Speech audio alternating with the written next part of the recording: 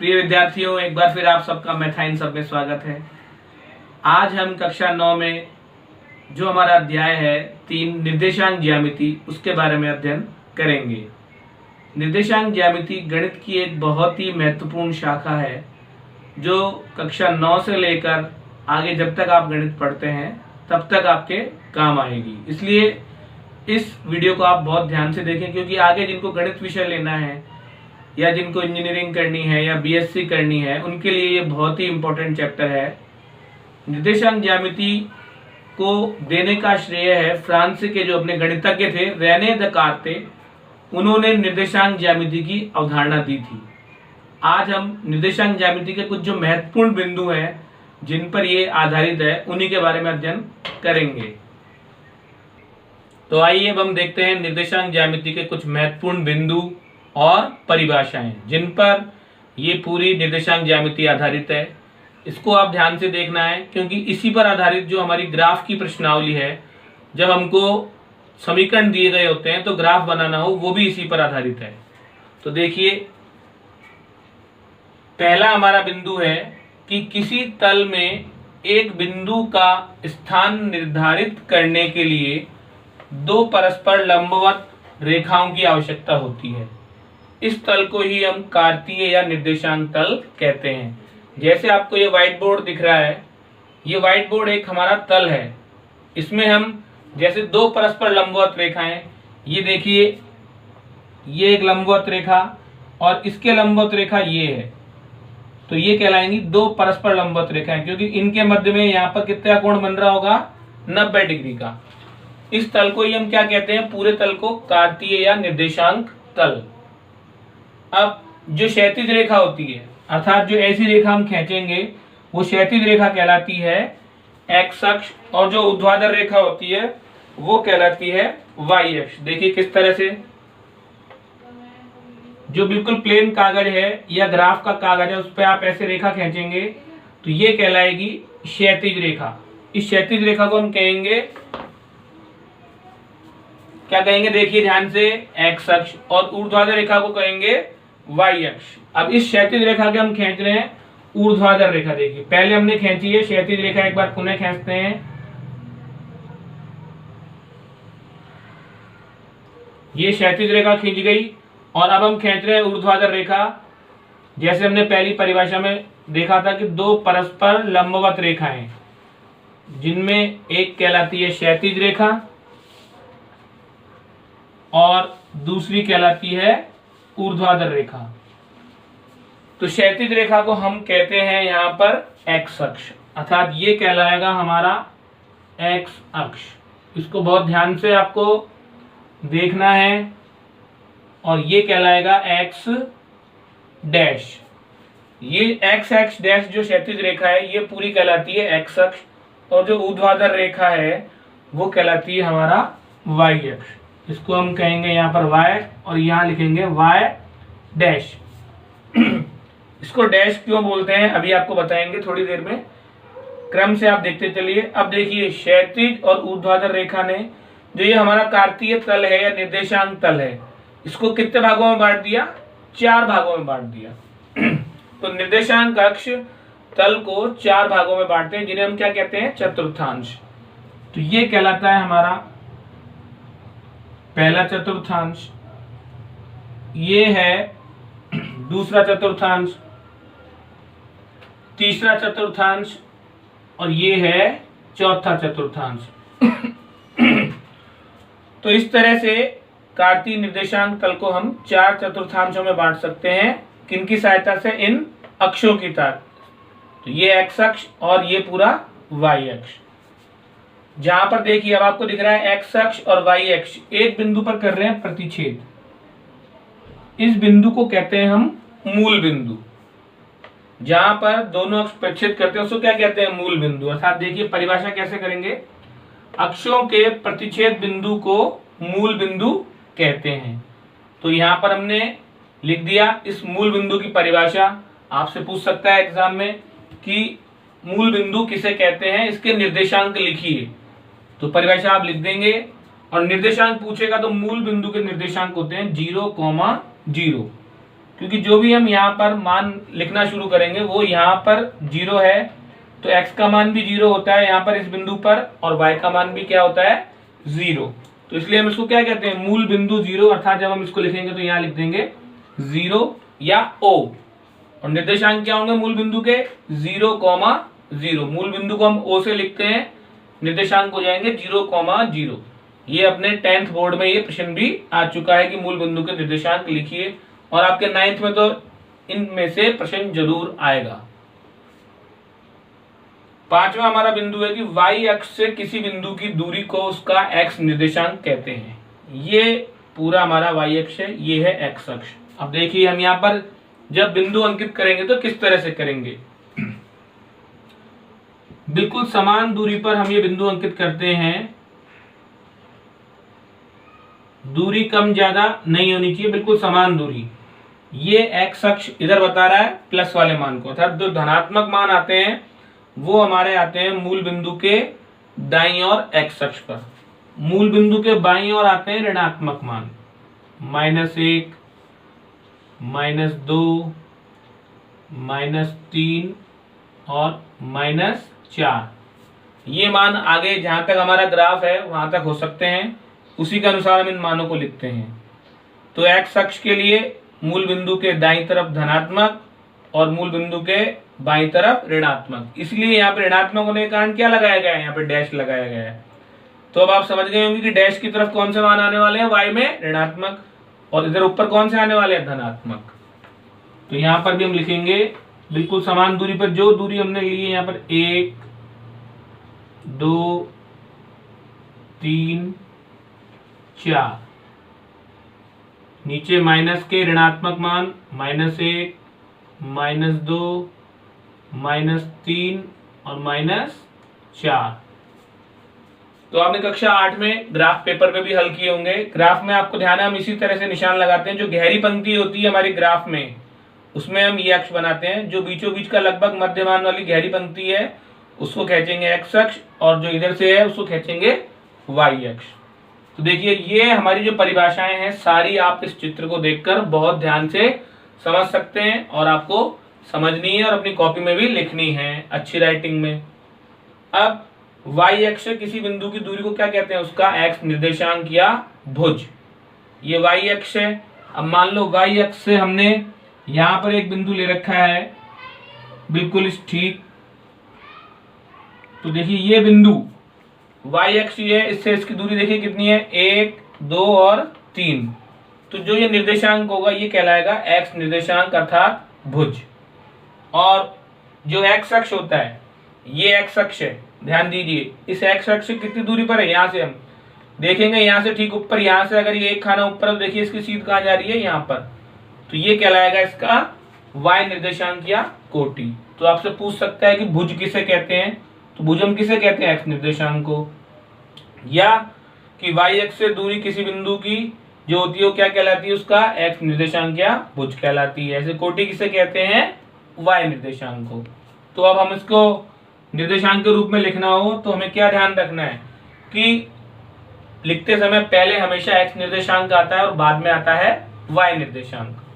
देखिए अब अगला पॉइंट, छठा पॉइंट हमारा क्या है, यहाँ पर देखिए कि जो x अक्ष है उस पर स्थित बिंदु के निर्देशांक x, 0, अर्थात बिंदु x अक्ष पर हमने अगर लिया है, अर्थात जो रेखा है क्षैतिज रेखा उस पर हमने बिंदु लिया है तो उसके निर्देशांक क्या होंगे, x, 0, और y अक्ष पे अगर हमने कोई बिंदु लिया है तो उसके निर्देशांक क्या होंगे, 0, y।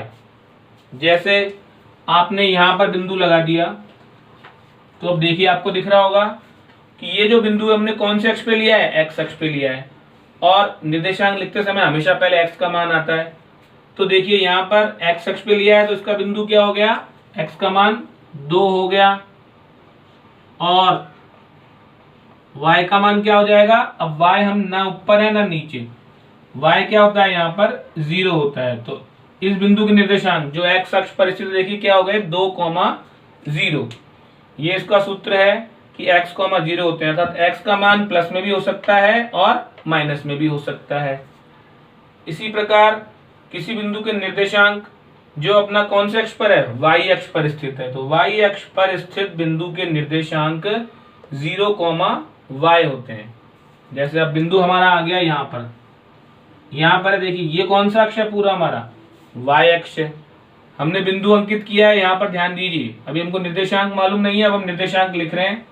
तो क्या लिखा हुआ है कि y अक्ष पर स्थित बिंदु के निर्देशांक 0, y होते हैं। अर्थात x का मान क्या होता है, यहाँ पे 0 होता है, क्योंकि ये जो पूरी लाइन है ये किसकी लाइन है, 0 की लाइन है। ये पूरी लाइन किसकी है, 0 की लाइन है। और x का मान क्या है, इस पे y अक्ष पे 0 है, x वाली अक्ष पे किसका मान 0 होता है, y का मान 0 होता है। तो क्या लिखेंगे निर्देशांक 0, -3। तो अब आपको ध्यान हो गया होगा कि x अक्ष पर कोई भी बिंदु स्थित है उसमें y निर्देशांक का मान 0 होता है, और y अक्ष पे कोई भी बिंदु आ जाएगा उसमें x निर्देशांक का मान 0 होगा। इसीलिए x अक्ष पर स्थित बिंदु के निर्देशांक x, 0 तथा y अक्ष पर स्थित बिंदु के निर्देशांक 0, y होते हैं। अब किसी बिंदु के निर्देशांक पहले चतुर्थांश में, अभी हमने पढ़ा था कि यहाँ पर निर्देशांक अक्ष क्या करता है, तल को 4 भागों में बांटता है। ये पहला चतुर्थांश, ये दूसरा, ये तीसरा और ये चौथा चतुर्थांश। तो इसमें हमने ध्यान रखना है कि देखिए ये x है और ये y है, अर्थात x का मान भी प्लस में और y का मान भी किसमें है, प्लस में। तो पहले चतुर्थांश में x और y दोनों के मान किसमें आते हैं, प्लस में। अर्थात अगर हमको दिया गया है 3, 4 तो वो कौन से चतुर्थांश में आएगा, पहले चतुर्थांश में आएगा। इसी तरह से दूसरे चतुर्थांश में माइनस, प्लस। माइनस पहले अर्थात x माइनस का है। देखिए दूसरा चतुर्थांश पूरा यहाँ से लेकर ये है दूसरा चतुर्थांश, ठीक है। तो इसमें देखो आपको दिख रहा होगा x डैश आया, अर्थात x माइनस का है और y किसका है, प्लस का। तो यहाँ पर हम लिख सकते हैं माइनस, प्लस। तीसरे चतुर्थांश में देखिए x डैश और y डैश के मध्य का क्षेत्र आ रहा है, अर्थात x भी माइनस का है और y भी किसका है, माइनस का। तो यहां हम लिख देंगे माइनस, माइनस। और चौथे चतुर्थांश में देखिए प्लस माइनस होते हैं, क्योंकि यहाँ पर चौथा कहां से, ध्यान दीजिए x और y डैश। चौथा किसके मध्य में है, x के और y डैश के। तो x तो प्लस का है और y किसका है, माइनस का। तो चौथे चतुर्थांश में हो जाएंगे निर्देशांक हमारे जो होंगे प्लस, माइनस। क्योंकि आपसे परीक्षा में प्रश्न पूछा जा सकता है कि बताइए कि -3, -4 कौन से चतुर्थांश में है। तो कौन से चतुर्थांश में, देखिए -3, -4 दोनों माइनस के, इसलिए कौन से में होगा, तीसरे में। आपसे पूछा जा सकता है कि 5, -6 5, -6 कौन से चतुर्थांश में है। तो पहले वाला x का मान 5 है और y का मान क्या है, -6। तो प्लस माइनस कौन से में होता है, चौथे चतुर्थांश में। आपसे पूछ सकता है कि 3, 7 कौन चतुर्थांश में होगा। 3 और 7 दोनों x और y किसके हैं, प्लस के हैं। तो कौन से में हो जाएगा वो, पहले चतुर्थांश में। इसी प्रकार आपसे यही पूछ सकते हैं कि अगर हमारे निर्देशांक है -2, 4 तो x का मान कितना है, -2, 4। ध्यान से सुनिए, x का मान कितना है, -2 और y का मान कितना है, 4। तो -2, 4 चतुर्थांश कौन सा हो गया, दूसरा। तो इस तरह से ये चित्र बहुत इंपॉर्टेंट है और ये आप ग्राफ की कॉपी में ही बनाएं, बहुत ज्यादा अच्छा रहेगा, क्योंकि आपको ग्राफ भी करना पड़ेगा इसी प्रश्नावली में। तो इसलिए आप ये चित्र ग्राफ की कॉपी में बनाएं और ढंग से इसको देखें और लिखें। पहले आपको ये सारी परिभाषाएं लिखनी है, सामने नहीं बनाना है आपको। यहाँ पर ये तो बोर्ड है इसलिए बहुत बड़ा है, यहाँ पे सामने बन गया, लेकिन आपको क्या करना है, पहले आप पूरी परिभाषाएं लिख लीजिए, उसके बाद इस चित्र को बहुत ध्यान से बनाइए, जिससे आपका क्या होगा, जब आप परिभाषाएं पढ़ते हुए इस चित्र को देखेंगे तो आपको बहुत ध्यान से याद हो जाएगा। अंतिम बिंदु है हमारा इसका कि निर्देशांक लिखते समय हमेशा पहले x अक्ष और बाद में y, अर्थात पहले x का मान और बाद में किसका मान रखना चाहिए, y का मान। जैसे आपको एक उदाहरण और बताते हैं कि इसको हम कैसे समझ सकते हैं। जैसे हमको लिखना है, एक निर्देशांक दिया हुआ है 4, 5 निर्देशांक दिया हुआ, तो उसको कैसे लिखेंगे, देखिए 4, 5। अब देखिए 4 यहाँ पे है लेकिन y का मान 5 है, तो अभी हम इसमें 4, 5 नहीं लिख सकते हैं। अगर आपको 4, 5 लिखना है तो आपको यहाँ पर 5 भी अंकित करना पड़ेगा। तो थोड़ा हम छोटा निर्देशांक लेते हैं, जैसे हमने ले लिया -1, 3, अर्थात x का मान कितना है, -1 और y का मान कितना है, 3। तो देखिए पहले हम x का मान लिखेंगे -1, क्योंकि ये भी ध्यान रखना है पहले हमेशा x की तरफ आना है। तो ये पूरा x अक्ष है, x का मान -1 है तो यहाँ पर आ गए। और y का मान कितना है 3, तो हम यहाँ से ठीक 3 खाने ऊपर चलेंगे, प्लस में 1 2 3। तो इन दोनों की सीध में जो बिंदु आएगा वो कहलाएगा हमारा -1,3। तो इस प्रकार से -1,3 आपको ये भी मालूम पड़ गया कौन से चतुर्थांश में आया, दूसरे में। अब इसमें ये पूछ सकता है कि -1,3 है तो इसमें भुज का मान कितना है, अर्थात x निर्देशांक क्या है। तो x निर्देशांक क्या है, -1 है। फिर पूछ सकता है इसमें y निर्देशांक का मान कितना है, या y निर्देशांक को हम क्या बोलते हैं, दूसरा नाम कोटि। कोटि का मान कितना है 3, -1,3। अब ये पूछ सकता है आपसे कि ये 2,0 कौन से चतुर्थांश में स्थित है। 2,0 ध्यान से देखिए, जो चतुर्थांश है वो इनके मध्य का भाग होता है, और जो 2,0 है वो हमारा स्थित है अक्ष पर, न इधर है न इधर है न इधर है न इधर है। तो इसे जब आप लिखेंगे 2,0 आपसे पूछेगा कौन से चतुर्थांश में है, तो आपको लिखना है ये बिंदु x अक्ष पर स्थित है। ऐसे नहीं आप लिख देंगे पहले चतुर्थांश में या चौथे में, क्योंकि ये इस रेखा पर है, क्षैतिज रेखा पर स्थित है, इसलिए ये कहलाएगा x अक्ष। ऐसे ही 0,-3 कौन चतुर्थांश में है, इसमें भी क्या लिखेंगे, y अक्ष। तो इस तरह से जिसको ये पूरी परिभाषाएं ध्यान है, इस चित्र के अनुसार इस चित्र बनाना ध्यान है, चित्र में हमने जो बहुत सारी बातें सीखी है वो सब सारी बातें इन्हीं परिभाषाओं पर आधारित है। और ये सब आपके लिए बहुत ही इंपॉर्टेंट है, क्योंकि ये आपके प्रश्नावली 9वीं 10वीं क्लास, 2 क्लास तो आप सब उसमें गणित आप पढ़ेंगे ही, लेकिन जो 11वीं 12वीं में और आगे भी गणित पढ़ेंगे उनके लिए तो ये हमेशा काम आने वाली चीज है। इसलिए आपको इन सब बिंदुओं को बहुत ध्यान से अपनी कॉपी में लिखना है, अच्छी राइटिंग में लिखना है। और जो ये चित्र बनाया गया है इसको आप ग्राफ पे बनाइए और पेंसिल से बनाइए, क्योंकि ग्राफ में हम जो भी काम करते हैं चित्र बनाते समय वो काम हमको करना पड़ता है किस पर, पेंसिल से करना पड़ता है। और अक्ष जरूर लिखने हैं यहाँ पर, x x dash, y y dash. अब यहाँ पर हमने अंतर कितने कितने का लिया है, एक एक बड़े खाने का लिया है, तो आप इसका पैमाना भी लिख सकते हैं, 1 सेंटीमीटर बराबर 1 इकाई। तो इस तरह से ये अध्याय 3 की हमारे निर्देशांक ज्यामिति की शुरुआत है आज, और शुरुआत है बहुत इंपॉर्टेंट बातों से, क्योंकि इसीलिए इसको क्या बोला गया है, मुख्य बिंदु या परिभाषाएं।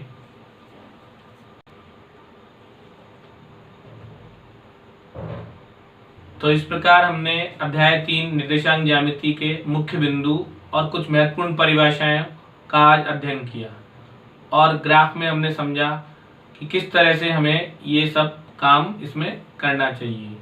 तो आप सब हमारे वीडियो को सब्सक्राइब कर रहे हैं, लाइक कर रहे हैं, इसे और आगे से आगे अधिक से अधिक जनों तक पहुंचाइए ताकि इस चैनल का फायदा सबको मिल सके। धन्यवाद।